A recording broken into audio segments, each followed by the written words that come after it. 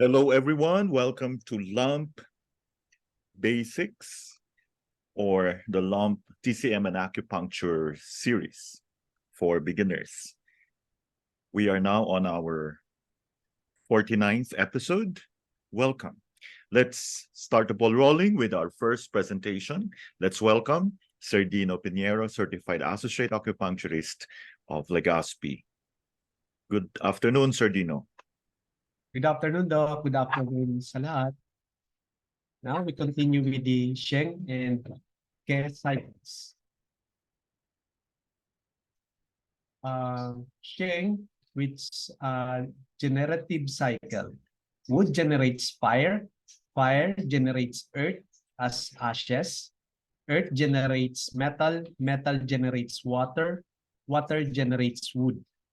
Sa care cycle naman, which is the controlling cycle, water controls or puts out fire, wood controls earth or invades it, fire controls metal, earth controls water, and metal controls wood or cuts it. Example of Sheng cycle problem. For example, let's see how the earth phase gets disturbed by the environment.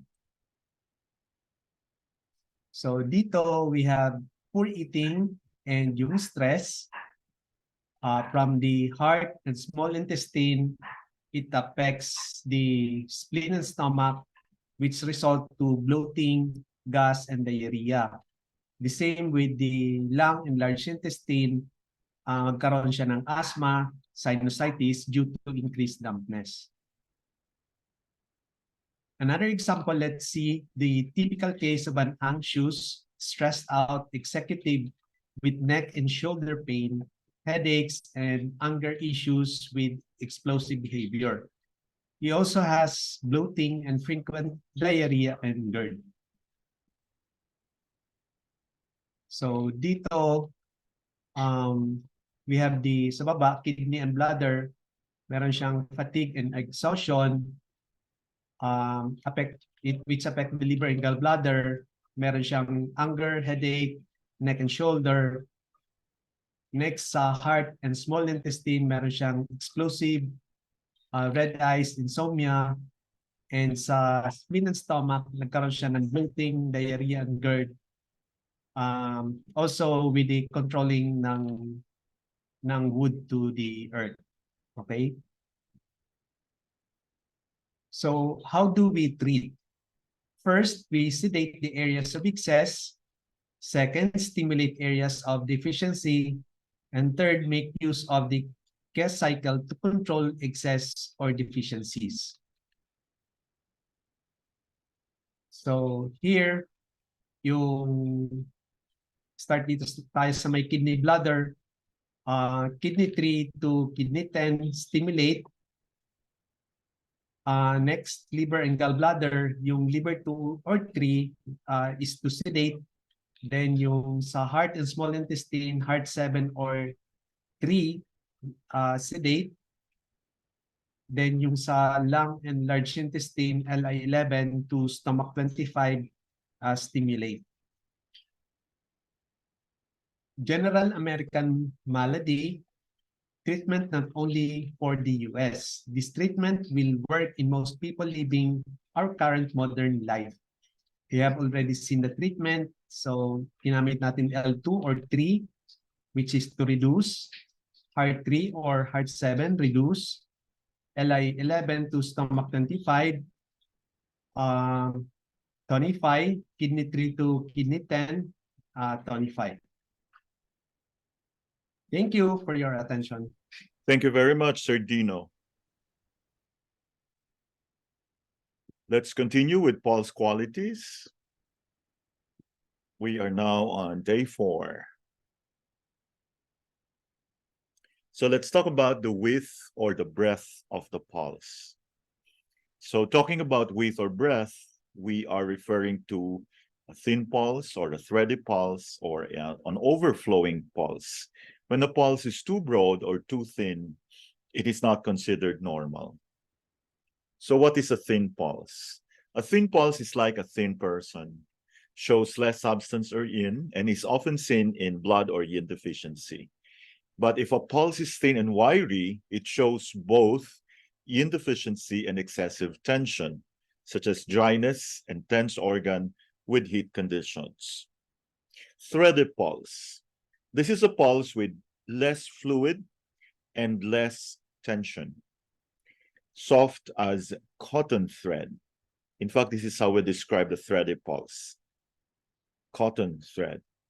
This shows deficiency of both yin and yang, blood and qi, and a very weak organ. So remember, threaded pulse is a very weak yin and yang, very deficient qi and blood. Overflowing pulse. This is a full pulse showing fullness of yin or blood and fluid. This is a large, broad, and full pulse, which seems not only to be full and hard to press down, but when you press down, it escapes from both sides of the finger. Slippery pulse is a special pulse quality that does not actually fit into any of the 5 categories. It shows stagnation of thick fluid. It has a special quality which takes some time to recognize, but once you have felt it, you will never miss it again.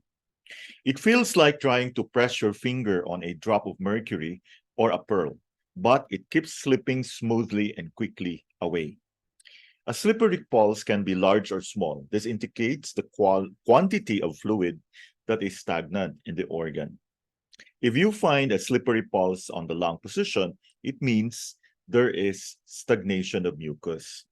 If you notice slippery pulse in the kidney position, then there is water retention.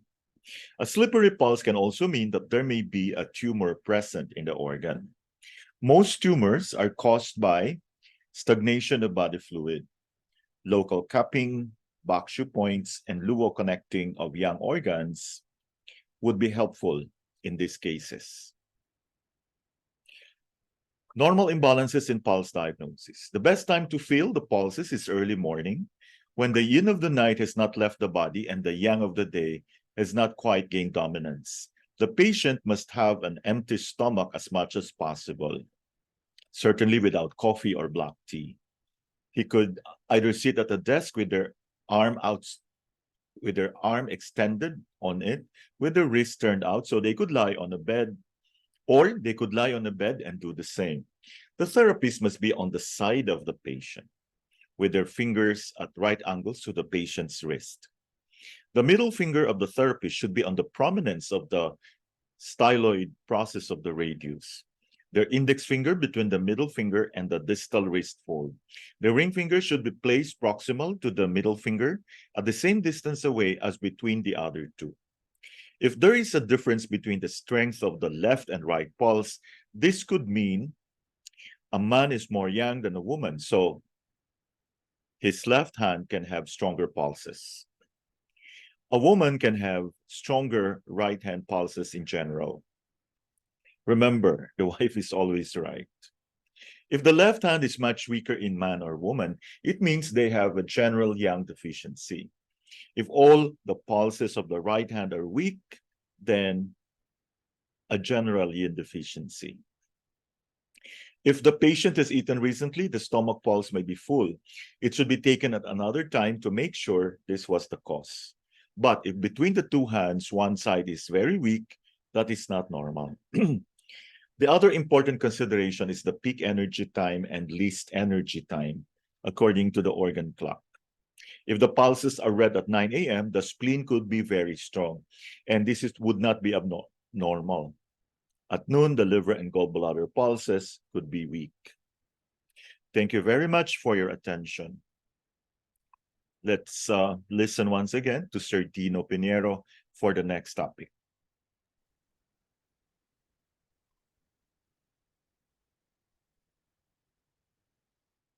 Okay, good afternoon ulit.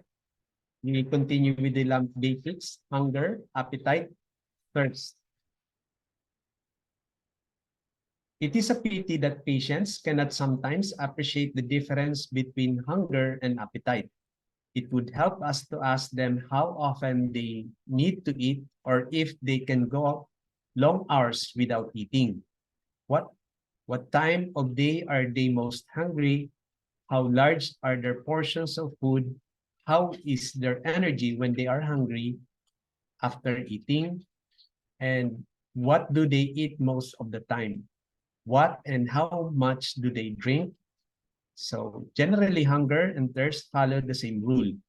Therefore, should be high at the same time or low in the same person. If in some patients, hunger is less and thirst is higher or vice versa, then our diagnosis should be made on the information based on thirst. Again, if the patient talks at night, thirst, you should check to see if they have nasal obstruction, which means they should breathe through their mouth all night. This making their throat dry and thirsty. In other words, thirst is a symptom of the stomach, and other organs causing the same symptom should be excluded. So we have here the first tower diagram, deficient yung yang, stomach yang, and chi deficiency, less hunger and thirst. Next is there is a stomach yin deficiency, so there is less appetite. Next, there is a stomach hyperactive functional chi, excessive hunger, intolerance to hunger. Next tower diagram, spleen and stomach, poor function. There is a chi deficiency. So sleepy after eating. And last, next tower diagram, there is a retention of food in the stomach, heaviness, fullness, and lethargy after eating, worst in the evening. Next tower diagram, there is heat in the stomach, which is excess of yang, preference for cold food and drink. Next tower diagram, there is cold in the stomach. It's either excess yin or normal yung yin, deficient yung yang. There is preference for hot food and drinks. Next, there is excess yin, deficient ang chi. Stomach, there is nausea, passive symptoms after eating. Next tower diagram, normal ang yin, deficient ang chi. So stomach, meron siyang nausea, passive symptoms on empty stomach. Next tower diagram, normal ang yin, excess ang yang. Stomach, vomiting, active symptoms after eating. And last tower diagram, deficient ang yin, excess yung yang. So sa stomach pa rin, vomiting, active symptoms on empty stomach. So sa treatment, we need to improve stomach chi, yung function. We use UB20, UB21, which is the backshoe point of spleen or stomach.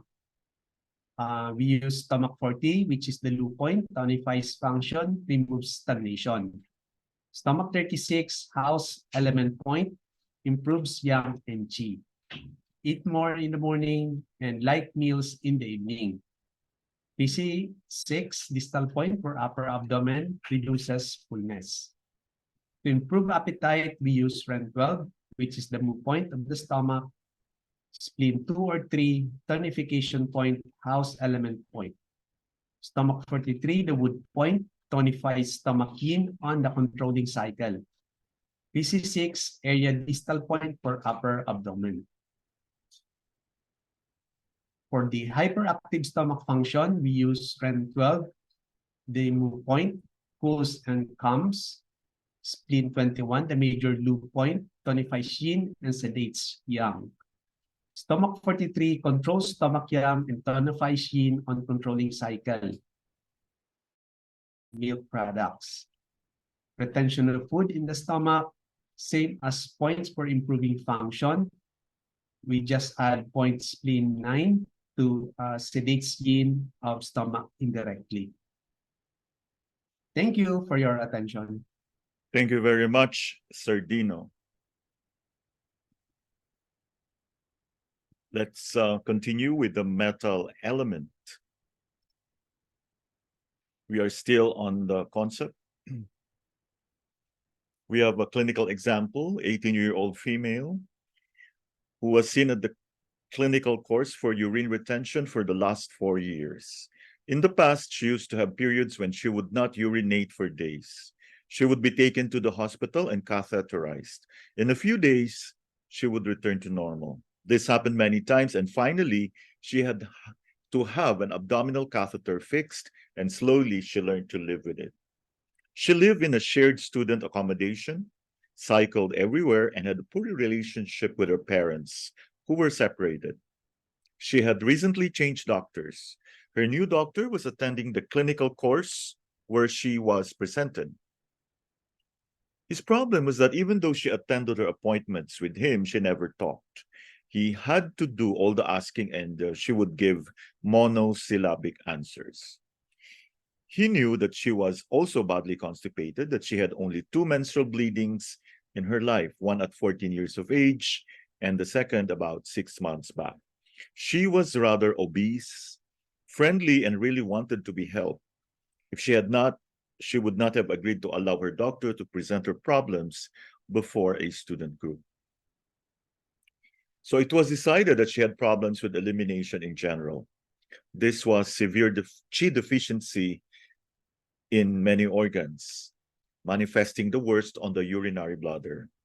The large intestine governs elimination for the entire body, and tonifying the large intestine function would help to improve the functional Qi all round.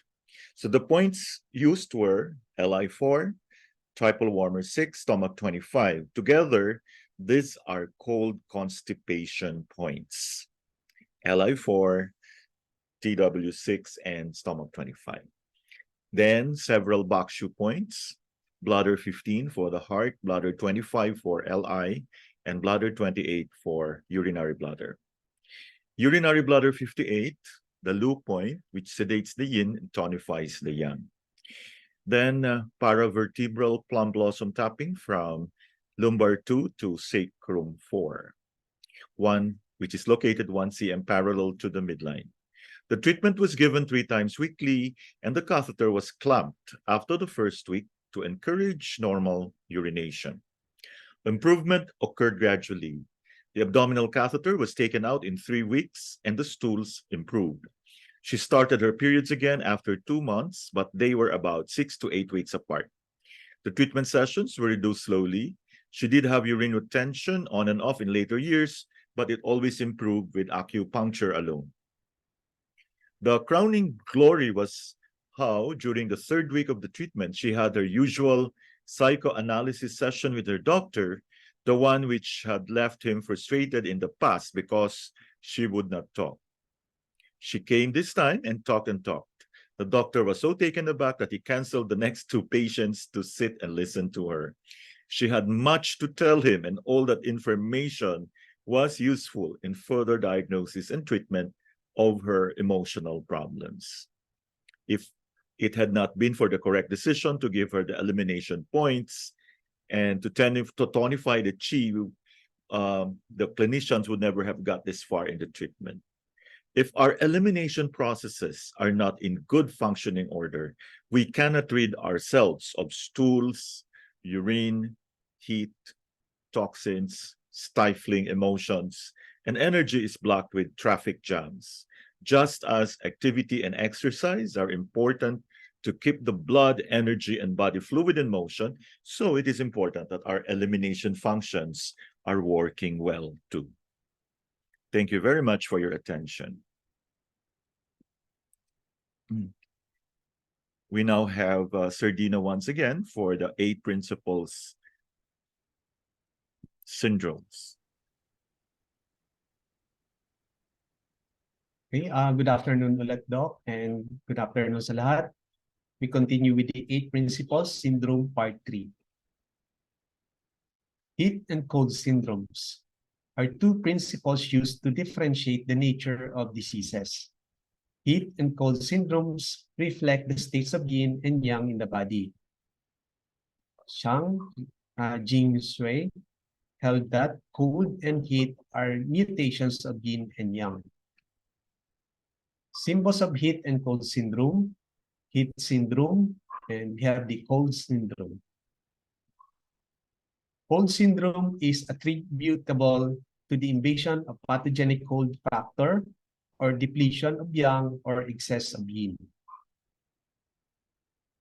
Symptoms: number 1, cold form, cold limbs, sober with white complexion, curled up, recumbent posture, desired for warmth, yang qi is insufficient or impaired by exogenous pathogenic factors and fail to warm the organism.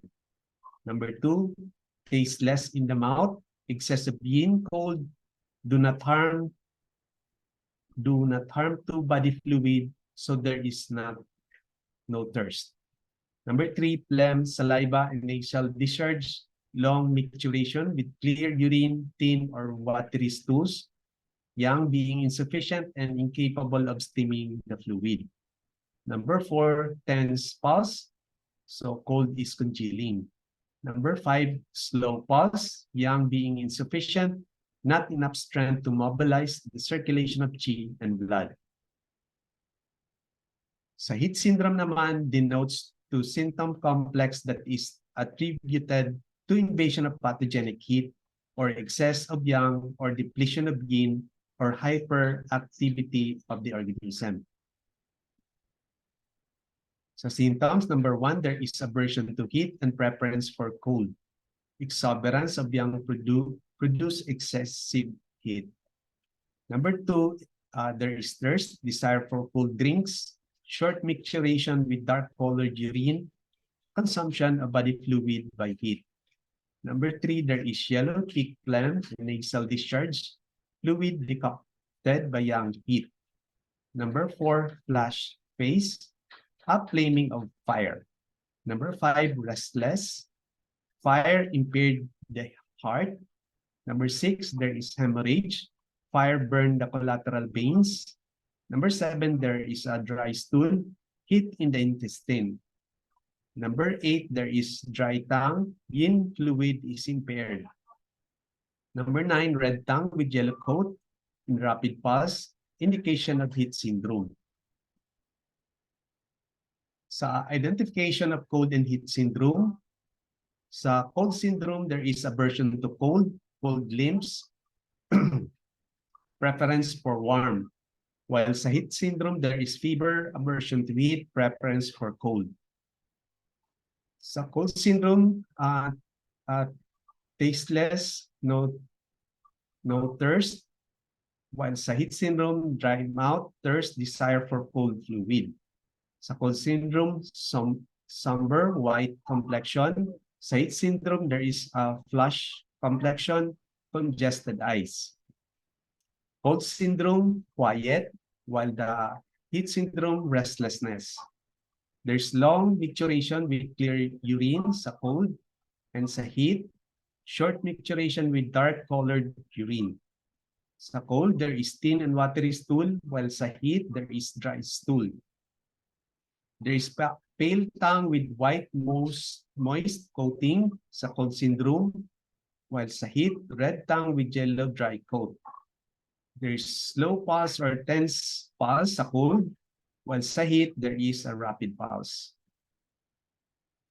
Principles of treatment: cold syndrome, warm to expel cold, while sa heat syndrome, clear away heat and reduce fire. Main points for distinguishing between cold and heat syndromes. We have the manifestation, aversion to cold or heat. Sa cold syndrome, there is aversion to cold, preference for heat. While sa heat syndrome, there is aversion to heat, preference for heat. While sa thirst, ang cold syndrome, there is absence of thirst. Sa heat syndrome, thirst with preference for cold drinks. Sa complexion, cold, lightly pale, while sa heat, flush.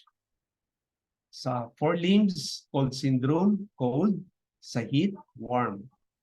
Sa stools, there is a loose stool sa cold. May constipation sa heat. Sa urine, there is clear and profuse sa cold. Yellow and scanty sa heat. Sa tongue, pale tongue, white and moist coating. While sa heat, there is a red tongue and yellow coating. Thank you for your attention. Thank you very much, Sir Dino. We continue with the 5-element points.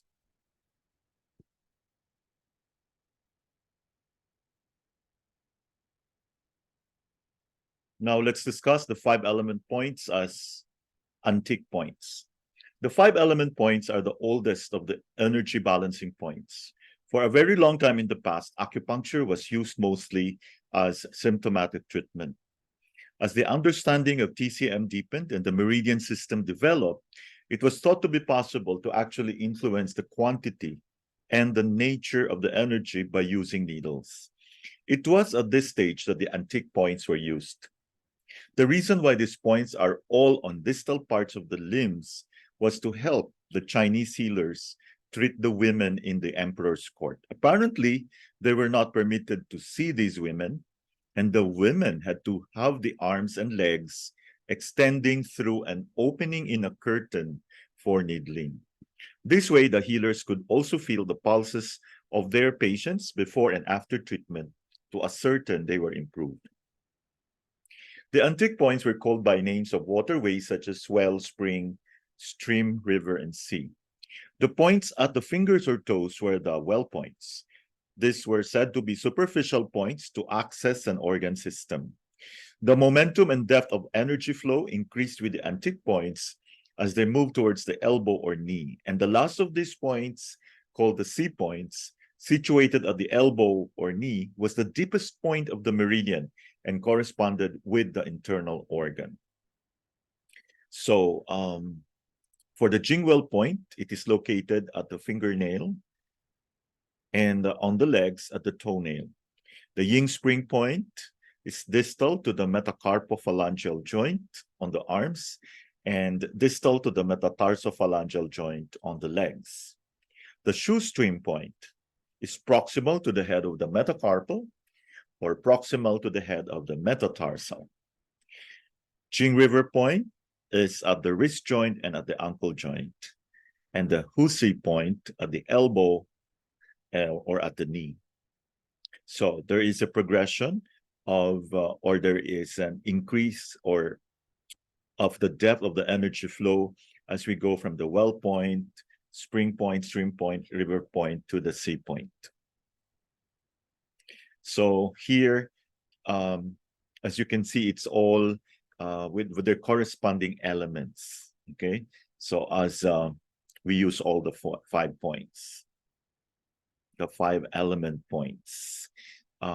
This is the location of the points, extending from the tips of the, from the toes or fingers up to the elbow or knee. In yin meridians, the well point is the same as the wood point. The energy then follows a full round and flows into the sea point, which is also the water point.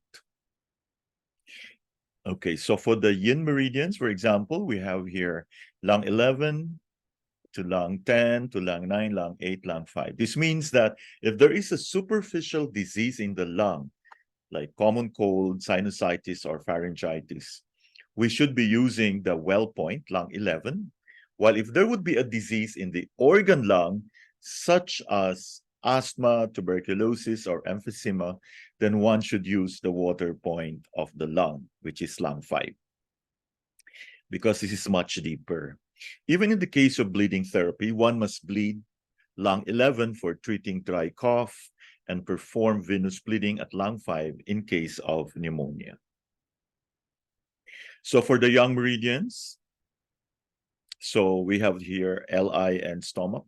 If there is a superficial problem in the meridian, we should use the well point, and for deeper problems, the C point. And for problems in the intermediate areas, the points in between. As an example, for herpes or inflammation of the lips, the well point stomach 45 should be used. And for stomach pain or vomiting, we use stomach 36. The points in between may be used for esophagitis or achalasia and spasm of the esophagus. Thank you very much for your attention. Let's welcome once again Sir Dino Pinheiro of Legazpi City for Meridian Theory. Good afternoon ulit, Sir Dino. Good afternoon, Doc. Good afternoon po sa lahat. Now we continue with lab basics, liver meridian of foot extreme yin. The point liver 6, which is located 7 proximal to the highest prominence of the medial malleolus, just posterior to the medial crest of the tibia. This one is the ciclet point, excellent in acute eye disorder such as allergies or conjunctivitis. Also recommended in acute hepatitis and extreme nervousness, given with sedation technique. Next point, liver 8, which is located with the knee flex. Liver 8 is located directly proximal to the medial end of the popliteal crest, in a depression anterior to the tendon of the semitendinosus and semimembranosus muscles. The tonification point and the water point of the liver tonifies more of yin and some yang. It is located at full bend of the knee at the medial end of the popliteal fold. Next point, liver 13, which is located anterior and inferior to the free end of the 11th rib. It is the move front point of spleen and also the influential point of the yin organs. Next point, liver 14, which is located in the 6th intercostal space on the mammillary line at 4 lateral to the midline. The last point and exit point of the liver where it flows into the next meridian at lung 1. It is also the move front point of the meridian and can be used as an alarm point where there is pain in this point and symptoms of liver disease. Thank you for your attention. Thank you very much, Sir Dino. Now we come to the last presentation for today, still on chronic fatigue syndrome. This time we talk about the Chinese medicine concept. Modern Chinese medicine books do not have chapters on chronic fatigue syndrome. Therefore, the theory presented here is the result of the experience of the author in treating many patients suffering from CFS over several years. Although modern Chinese books do not discuss CFS, Chinese medical books have since very early times described the cause, diagnosis, and treatment of conditions similar to CFS. For example, the clinical manifestations of Li Kao's or Li Tongyuan's theory of yin fire, deriving from a deficiency of original qi, resemble quite accurately a situation of CFS.